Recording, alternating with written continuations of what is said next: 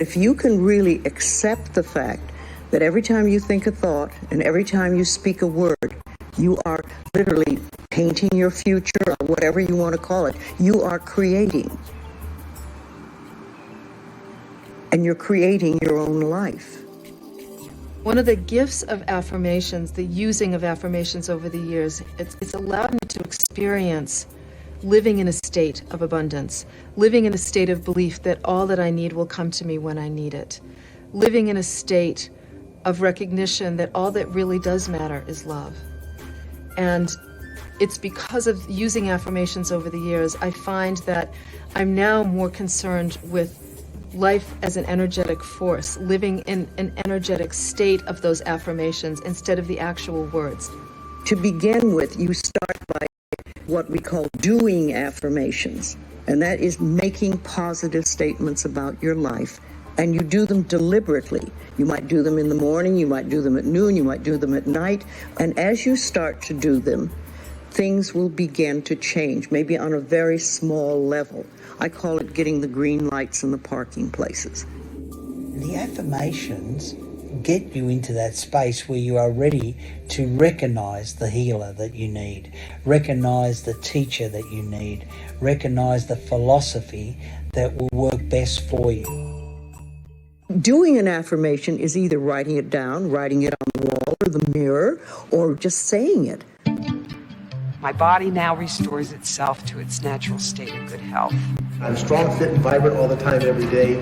I'm in the flow of my work and play. My partner for life has arrived today, and wealth is here to stay. My income is constantly increasing. I'm infinite, I'm immortal, I'm universal. I'm infinite, I'm immortal, I'm universal. I do the work I love. I work with and for people I really like, and I'm earning good money. Now, you don't have to have a specific job, but under that banner, a lot of good could come into your life. I am passionate about life. I love myself. I am well. And then I bet you I said it 300 or 400 times a day to get over the fear of having cancer. And I believe that not only saying it, but actually believing it. The affirmations is just the starting point. That's like going, okay, here's where the goal is.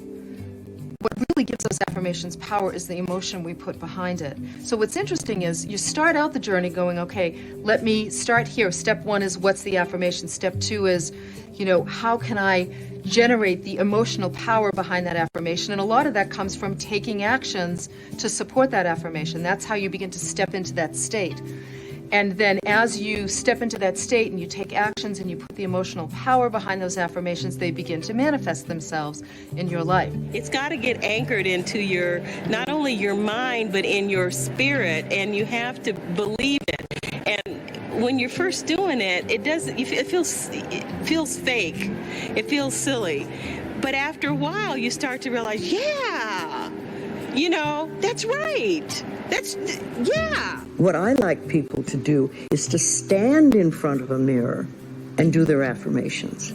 Because there's something very powerful about looking in your own eyes and accepting yourself, or noticing that you reject yourself when you're saying something positive about yourself.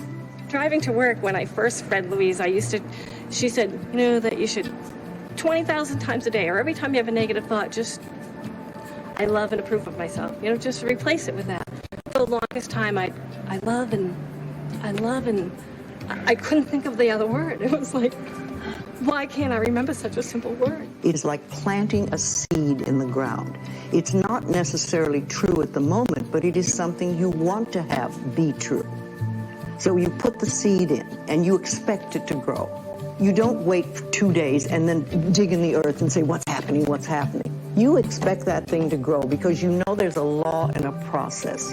And the seed will grow if it is in the right soil and it has the right amount of moisture. And many people are finding out about how literal this language is in very interesting ways. I hear people say that they want a perfect relationship or they want abundance in their lives. And they say it with an air as if they have just put that manifestation out there and they're going to get it pretty quickly. And then I see them a year later and it still hasn't happened. And a couple years later, it still hasn't happened. The field is literal. The divine matrix is literal. So when you say, I want this to happen in my life, the field says, okay, and I'll let you want and want and want because there's no outcome. It's an open-ended proposition. It is like a computer. If you have this gorgeous computer put in front of you and you don't know what to do with it, it's a piece of junk. But if you learn the language of the computer, miracles happen.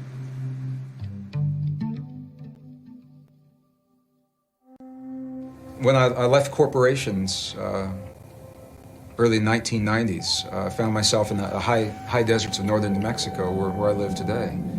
A beautiful part of the world. And during that time, it was one of the worst droughts in recorded history in the American desert Southwest. And a native friend called me one day, and he said, "Greg, would you like to join me at a place," and I love this language, he said, "a place where the skin between the worlds is really thin, to pray rain." And he didn't have to ask me twice. I said, "You bet." So we met at an agreed location. We hiked 135,000 acres of the most beautiful high desert sage. We came to a stone circle that had been there for so long, he didn't even know who had placed the stones there before him. And I wasn't prepared for what I saw, because my friend David took his old work shoes off. He put his naked feet inside of this circle. And he closed his eyes, and the first thing he did was he honored all of his ancestors. He literally said the words. He said, all of my ancestors are with me now, or with me now. About 20 seconds later, he looked at me and I said, "I'm hungry. You want to go get a bite to eat?" And I said, well, sure, but I said, "I thought you were going to pray for rain." And he looked at me and he said, "No." He said, "If I prayed for rain, rain could never happen. Because the moment we pray for something to occur, we've just implied, we've acknowledged it's not there now, and we may be empowering the very condition that we'd like to change." And I said, "If you didn't just pray for rain in those 20 seconds, what did you do?" And he said, "When I closed my eyes," he said, "I felt the feeling of what it feels like to stand with my feet naked in the mud in our Pueblo village, and the mud's there because there's been so much rain." And he said, "I smelled the smells of what it smells like when the rain falls off the earthen walls of our Pueblo village. And I felt the feeling of what it feels like to run through the fields of corn, and the corn is there and it's so high because there's been so much rain." He said, "I gave thanks of gratitude and appreciation for the rain that's already happened."